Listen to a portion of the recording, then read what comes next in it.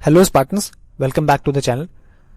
तो स्वदेशी मूवमेंट के ये रेवोल्यूशनरी फेज के इस मतलब PQRS के थ्रू हम उसको डिस्कस कर रहे थे। तो उसी के कंटिन्यूएशन में हमारा थर्ड लेक्चर है। ठीक है, तो हम स्टार्ट करते हैं अपने सेंटेंस से। पहला सेंटेंस भी, in December 1912 viceroy Hardinge was attacked with a bomb. Okay, second मतलब दिसंबर 1912 में वायसराय हार्डिंग पे एक बॉम्ब अटैक हुआ या उनको बॉम्ब से अटैक किया गया। क्यों? The trial led to many convictions, मतलब कोई ट्रायल की बात हो रही है जिसमें बहुत सारे कॉन्विक्शंस हुए लोगों के। R later the Delhi conspiracy trial was organised. S Hardinge got injured in that attack. तो आप अपना आंसर वीडियो पॉज करके मार्क कर सकते हैं। खैर, हम आगे बढ़ते हैं आंसर के साथ। इसका रियल आंसर अब मतलब चेक करते हैं। फर्स्ट स्टेटमेंट देखते हैं, in December 1912 viceroy Hardinge was attacked with a bomb. तो ये ठीक लगता है, ये कंप्लीट मतलब एक तरीके से नॉलेज दे रहा है। और ठीक है, तो first statement P. Second statement, अब हार्डिंग पे बॉम्ब अटैक हुआ तो पहले हार्डिंग का तो हालचाल जान ले। Hardinge got injured in that attack, तो लॉजिकली पी के बाद एस आना चाहिए। ठीक, अब उसके बाद क्या हुआ? Later the Delhi conspiracy trial was organised. P S R. अच्छा, आर और क्यू को देखें तो the trial led to let's see Q, the trial led to many कॉन्विक्शंस।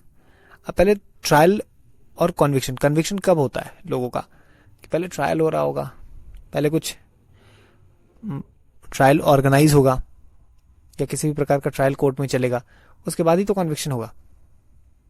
तो इसीलिए जो है वो क्यू का जो सेंटेंस है वो आर के बाद आएगा। So the real sequence will be और the correct sequence will be P S R Q. So going by that statement option C will be correct. ठीक है, तो ये तो इसका मतलब ये PQRS का पोर्शन था, ये सेंटेंस है रीअरेंजमेंट, ये उसका क्वेश्चन था।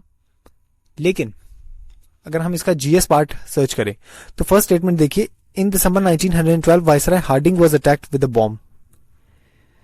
ठीक, कब अटैक हुआ? 1912। किस पर अटैक हुआ? Viceroy Hardinge.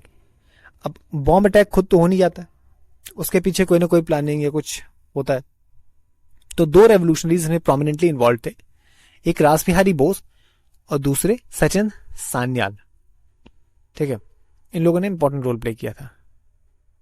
ठीक, नेक्स्ट अगर हम आर स्टेटमेंट को देखें, स्टेटमेंट नंबर आर जो दिखा हुआ है, later the Delhi conspiracy trial was organised. ठीक है, मतलब कई बार आता है कि अलीपुर कॉन्स्पिरेसी केस किससे रिलेटेड था, मेरठ कॉन्स्पिरेसी केस किससे, जो जो कॉन्स्पिरेसी केस उस पीरियड में हुए हैं उन पे भी क्वेश्चन आ सकते हैं। तो इस तरीके से दिल्ली कॉन्स्पिरेसी ट्रायल किससे रिलेटेड था? ये bomb attack on Hardinge. Okay, अब दिल्ली कॉन्स्पिरेसी ट्रायल तो देखा आपने, इंडियन हिस्ट्री में ही 5 मार्च 1931 को दिल्ली पैक्ट साइन हुआ था गांधी जी और वायसराय इरविन के बीच में।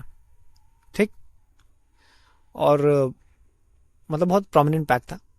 और अभी अभी फिर से ये एक दिल्ली डिक्लेरेशन आया है, वो किससे रिलेटेड है?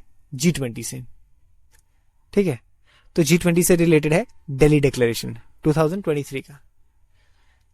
तो इसी तरीके से हम फ्यूचर में भी एक इंटीग्रेटेड अप्रोच के तहत या मल्टी डिसिप्लिनरी अप्रोच के तहत चीज़ों को पढ़ने की कोशिश करेंगे। ठीक है, थैंक यू।